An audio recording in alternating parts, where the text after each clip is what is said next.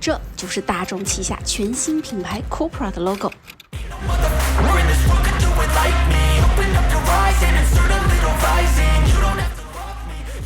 这次我们体验的是 Cupra 的 Formentor VZE 插电混动车，它的电池为12.8度，纯电模式可以行驶80公里左右，长宽高约为4.4乘1.8乘1.5米，轴距2680毫米，前驱综合功率为180千瓦，马力为400牛米。从数据上来看，这是妥妥的小钢炮。前悬挂为麦克弗森，后悬挂为多连杆，6速 DSG 变速箱。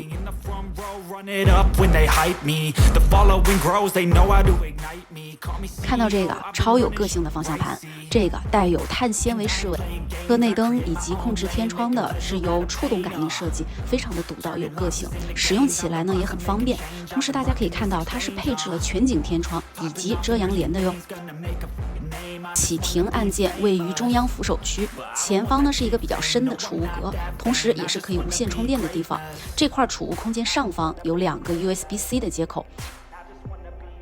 手套箱的空间不是很大，也不是非常的深，扶手箱的垫子可以前后的伸缩。运动型的座椅最上方自带了一个大大的 logo 印在这个皮质座椅上，主要的乘坐部分采用了针织的材料，靠背和座椅采用了很好的包裹性的一个设计，更加体现了这款车它就是为了运动而生。主驾驶室位置下有个储物空间，还是很不错的。刹车以及油门踏板采用金属材质，更加体现了其运动风格。大家看一下空间，后面带2个娃还是绰绰有余的。后排车门的设计简约，与整车的这个菱形以及线条的设计相呼应，但是放水杯的地方可能稍微小了点。后排中央高高凸起的地板还是会带来一些使用空间的不便。后排的这个空调出风口 USB-C 接口倒是都给足了，同时呢，后排座椅的中间扶手放下来就有2个水杯空间，再把隔板打开后就是一个与后备箱连通的一个空间，一般呢可以放一些比较长的东西，例如滑雪板什么的，设计还是很人性化的。这个呢跟沃尔沃的设计倒是如出一辙。我们一起来看看后备箱吧，它配备的是手动尾门，后备箱容积为345升。随车自带了一个便携式的慢充线，还有一根充电延长线。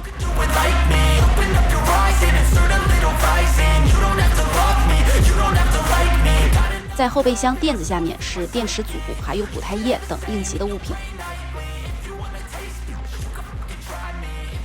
后排的座椅呢，可以通过后备箱左右的拉杆进行4/6放倒，设计的很贴心，也很实用。放倒后呢，后备箱的空间更加的宽大，后排座椅放倒后的这个整体也是非常平整的。整体来说呢，后备箱以及后排放倒后设计的这个实用性非常高。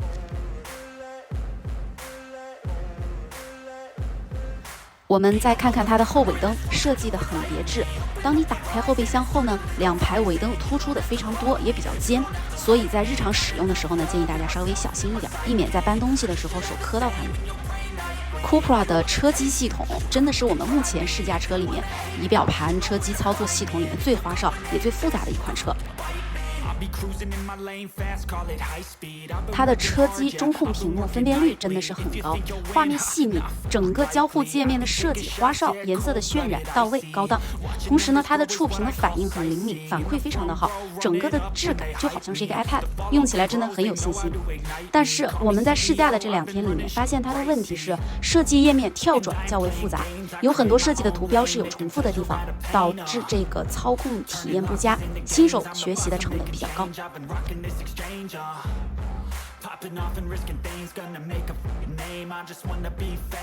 方向盘左侧的这个按键呢，它可以在自适应巡航下控制与前方车辆的这么一个车距，这个是音量控制键，这几个呢就是自适应巡航按键和车速限速按键和速度加减按键。方向盘右侧的滑轮是对菜单进行上下浏览，按下滑轮则是确认。View 按键呢是切换仪表盘显示界面内容，可以根据个人喜好选择喜欢的显示风格，大概呢有4种可选，每种界面都有自己的独特性，给设计师一个好评吧。上面呢左右这两个像反光镜一样的图标，这个按键呢是控制仪表盘左右两边显示内容的，可以根据个人喜好设置显示内容，例如加速器、油耗什么的，非常有意思。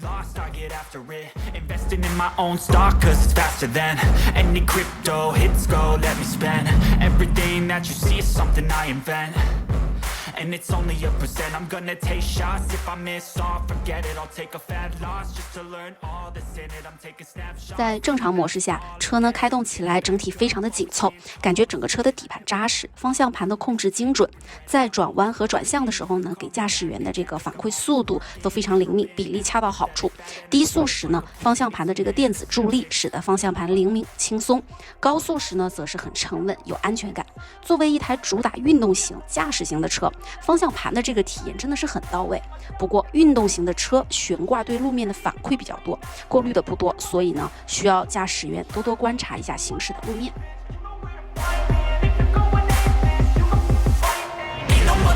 我们在驾驶中使用了车机自带的导航，这个我们要给一个非常高的评价了，因为不论是这个路线的显示，还是触屏屏幕的这个反应灵敏度，界面交互性来说都是非常简单方便使用和操作的。行驶过程中呢，左右边的这个盲点监测是通过左右灯带黄色灯提示。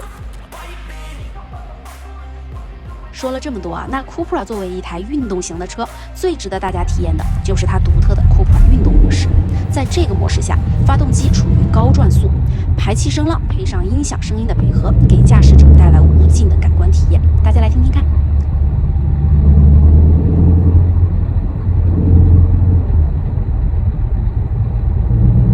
配置了一台高动力的电动机，使得这台车具有了电池的高扭矩、高爆发的张力，又有着油车无尽输出的快感。这个时候呀，我们似乎才享受到新时代油电混动车给人们带来最大的快乐。这样的体验是什么？